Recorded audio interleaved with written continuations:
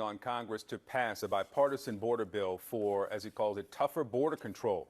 Sources say that bipartisan Senate negotiators have agreed to a plan that would empower the White House to crack down on illegal migrants crossing at the southern border. But House Speaker Mike Johnson warned a Senate border deal could face some strong headwinds in his chamber. He wrote this: if rumors about the contents of the draft proposal are true, it would have been dead on arrival in the House anyway. Now, Donald Trump is actively working to dismantle the deal. He says Republicans should not concede to a victory to President Joe Biden.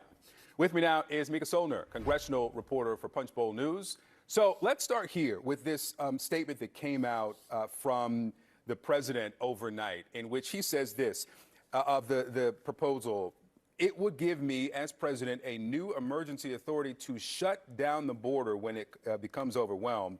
And if given that authority, I would use it the day I signed the bill into law. The characterization of a Democratic president, especially this one, saying that he would shut down the border, that rhetorical evolution, what does that suggest about strategy here and where the White House is going? Well, good morning, and thank you for having me on. I think that the border has become a huge political problem for Democrats, and the Biden administration knows it. They're getting blasted on Capitol Hill by House Democrats, Senate Democrats, saying the border is out of control. The migrant crisis is getting out of hand, and it's all under President Biden's watch. And many House Democrats that I spoke to said that, the Biden administration should have acted sooner. They seem to have lost the narrative on the border, and Republicans are hammering this campaign message, calling Democrats that they're weak on the border. They're advocating for open borders. All of this is not going to bode well, especially in these southwestern states and states in close proximity to the border. All right, so before we talk about the House, let's talk about the Senate, where these negotiations are happening. As we said, former President Trump does not want this bill to pass. He calls it meaningless and says they should wait for a perfect bill. Republican senators are not immune to the pressures of the former president. So is it clear that this will pass through the Senate, even make it to the House? And what are these Republican senators doing to placate former President Trump? Yeah, that's a great question. The bipartisan negotiations that have been going on for 4 months now on getting this border deal done seems to be on very, very thin ice. And it's all thanks to former President Donald Trump, who doesn't want to give Joe Biden a victory on the border. But I'm going to add also that, conservative Republicans have been very, very critical of any negotiations on this bill.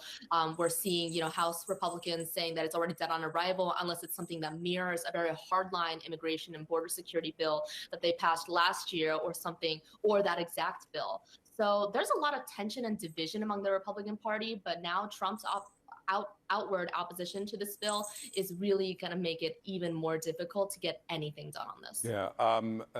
This HB2 is the one you're talking about that the House passed and sent to the Senate, which was dead on arrival when it reached there last year. Is this an existential fight for Speaker Johnson? We saw what happened to former Speaker McCarthy.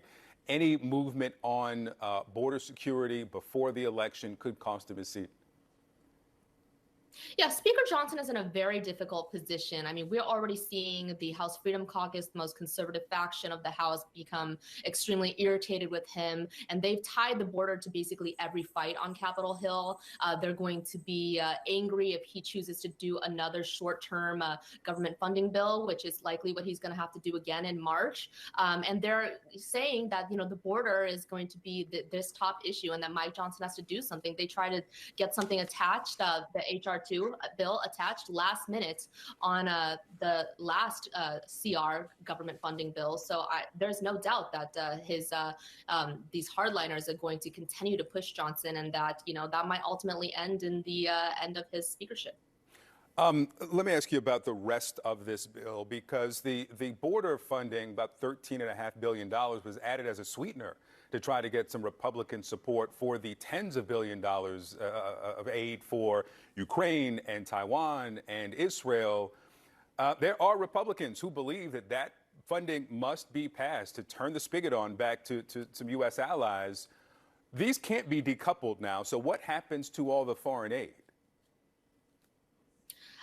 Yeah, the foreign aid is definitely also in question.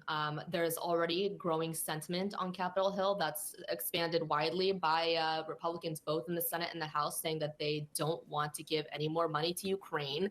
I think there's a little bit more consensus on Israel, but foreign aid has been difficult. And I think a lot of this is due to the rise of some of the populist Republicans that have come to office in the wake of Trump's first presidency, where he started his America First movement that relies mostly on an isolationist foreign policy approach. And that's now widely what Congress is about.